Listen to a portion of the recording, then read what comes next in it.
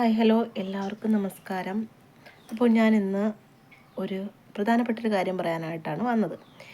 എനിക്ക് യൂട്യൂബിൽ നിന്ന് എത്ര രൂപ വരുമാനം കിട്ടിത്തുടങ്ങി. ഇപ്പോൾ നിങ്ങൾ കേൾക്കുമ്പോൾ ചിരി വരും. എനിക്കത് കേട്ടപ്പോൾ നന്നായിട്ട് ചിരി വന്നു. പക്ഷെ ഞാൻ ചിരിച്ചില്ല. കാരണം എന്തെങ്കിലും ആ ചോദ്യത്തിനൊരു അർത്ഥം ഉണ്ടാകും എന്നെനിക്ക് മനസ്സിലായി. അതുകൊണ്ട് ഞാൻ ചിരിച്ചില്ല. പരിഹസിക്കുന്നവർ പരിഹസിച്ചു കൊണ്ടേയിരിക്കും. ഞാൻ മിക്ക സ്ഥലങ്ങളിലും പോകുമ്പം നീ പുതിയ യൂട്യൂബൊക്കെ തുടങ്ങിയല്ലോ, നിനക്ക് പൈസ കിട്ടി തുടങ്ങി കാണുമല്ലോ, ഇപ്പം നീ പണക്കാരിയല്ലേ, നീ കോടീശ്വരിയല്ലേ, നിനക്ക് യൂട്യൂബിൽ നിന്ന് കിട്ടുന്ന വരുമാനം മാത്രം മതിയല്ലോ ജീവിക്കാൻ എന്നൊക്കെയുള്ള സംസാര രീതികൾ. പക്ഷെ ഞാൻ അതൊന്നും മൈൻഡ് ചെയ്യാറില്ല, ചിരിച്ചു തള്ളുകയേ ഉള്ളൂ. അപ്പോൾ അവർ ചോദിക്കുന്ന ചോദ്യം പരിഹാസത്തോടെ ആയിരിക്കാം. പക്ഷേ പിന്നീട് അവർ അതേ ചോദ്യം ആവർത്തിക്കാൻ ഇടവരട്ടെ.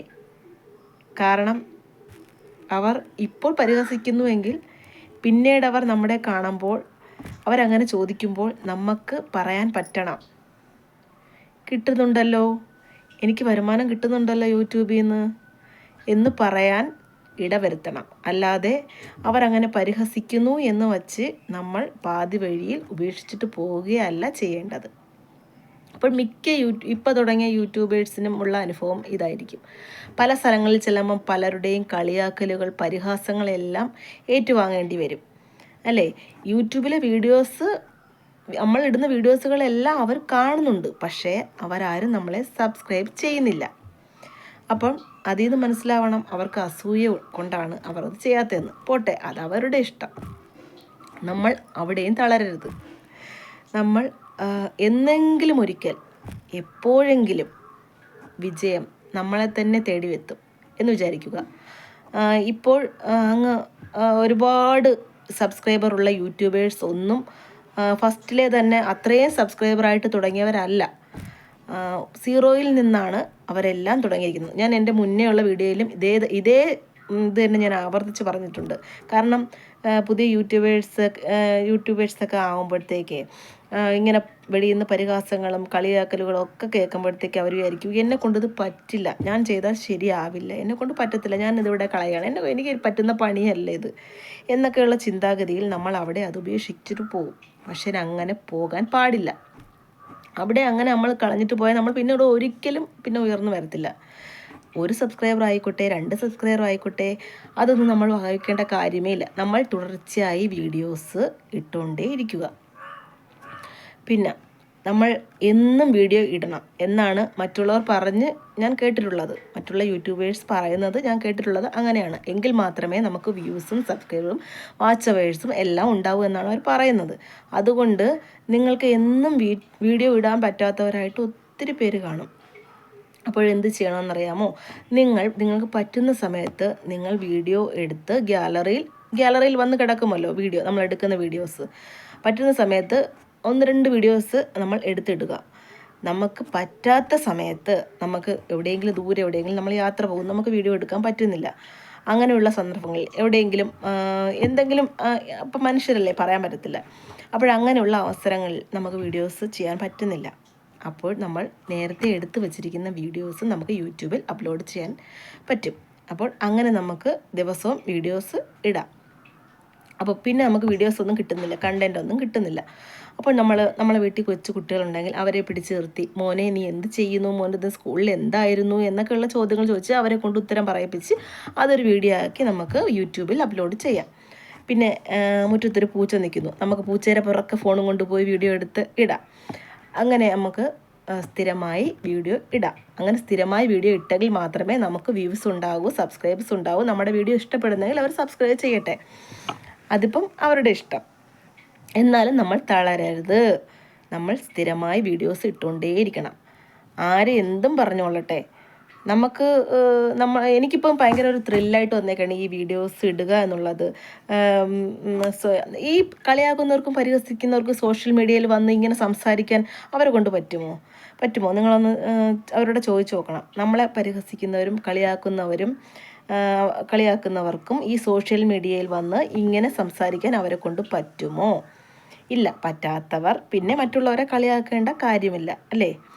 അപ്പോൾ നമ്മുടെ ദൗത്യം, നമുക്ക് എന്താണോ നമ്മൾ ചിന്തിച്ച് വച്ചിരിക്കുക. എനിക്കൊരു തീരുമാനമുണ്ട്, ഞാൻ യൂട്യൂബിൽ നിന്ന് വരുമാനം നേടും എന്നുള്ളൊരു ചിന്താഗതിയോട് കൂടി തന്നെയാണ് ഞാൻ യൂട്യൂബ് തുടങ്ങിയത്. ആദ്യം പക്ഷേ എനിക്ക് അങ്ങനെ ഒരു ചിന്തയൊന്നുമില്ലായിരുന്നു, വെറും ഒരു രസം. പിന്നെ ആയപ്പോഴത്തേക്ക് എനിക്ക് എന്തുകൊണ്ട് എനിക്ക് യൂട്യൂബിൽ നിന്ന് വരുമാനം അങ്ങനെ കിട്ടാതിരിക്കേണ്ട കാര്യമില്ല. നമ്മൾ നല്ല വീഡിയോസാണ് ഇടുന്നതെങ്കിൽ, നമ്മുടെ വീഡിയോസ് മറ്റുള്ളവർക്ക് ഇഷ്ടപ്പെടുന്നുവെങ്കിൽ നമുക്ക് വ്യൂസ് കൂടും, വാച്ച് അവർ കൂടും, സബ്സ്ക്രൈബർ കൂടും.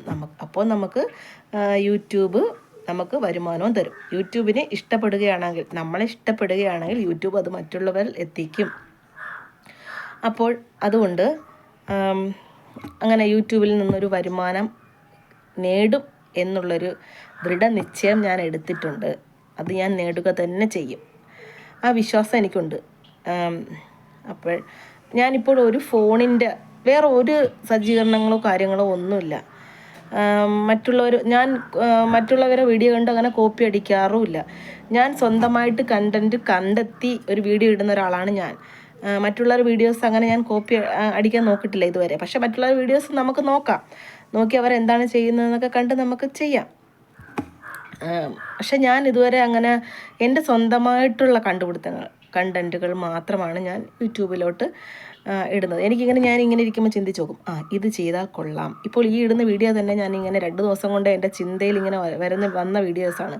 ഇങ്ങനെ ചെയ്താൽ കൊള്ളാമായിരിക്കും അല്ലേ, എന്തായാലും ഇങ്ങനെയൊക്കെ ചെയ്തു നോക്കാം, സബ്സ്ക്രൈബർ കിട്ടുന്നെങ്കിൽ കിട്ടട്ടെ എന്നൊക്കെയുള്ള ചിന്താരീതിയിലാണ് ഞാൻ ഈ വീഡിയോസ് ഇടുന്നത് തന്നെ. അപ്പോൾ നിങ്ങൾ ആരെന്തും പറഞ്ഞുകൊള്ളട്ടെ, നമുക്കൊരു തീരുമാനമുണ്ട്, നമുക്കൊരു ദൃഢനിശ്ചയമുണ്ട്. അതിൽ നിങ്ങൾ ഉറച്ചു വിശ്വസിക്കുക, നിങ്ങൾക്കും വിജയിക്കാൻ പറ്റും, ഉറപ്പായും. അപ്പോൾ സബ്സ്ക്രൈബർ അയ്യോ എനിക്ക് പറ്റത്തില്ല, എനിക്ക് ഒരു സബ്സ്ക്രൈബറേ ഉള്ളൂ, എന്നെ കൊണ്ട് ഇത് ചെയ്യാൻ പറ്റത്തില്ല, എനിക്ക് പറ്റിയ ജോലിയല്ല എന്ന് നിങ്ങൾ ഒരിക്കലും ചിന്തിക്കരുത്. ചിന്തിക്കുന്നിടത്ത് കഴിഞ്ഞു എല്ലാം. പിന്നെ നമ്മളെ കൊണ്ട് പറ്റത്തില്ല എന്ന് വിചാരിച്ചു കഴിഞ്ഞാൽ പറ്റത്തില്ല തന്നെ. നമ്മളെ കൊണ്ട് ചെയ്യാൻ പറ്റും എന്ന് ചിന്തിക്കുക. അപ്പോൾ ഇനി നമ്മളെ കളിയാക്കുന്നവരുടെ മുന്നിൽ നമ്മൾ ഇനി കാണുമ്പോൾ അവർ നമ്മളോട് ചോദിക്കണം.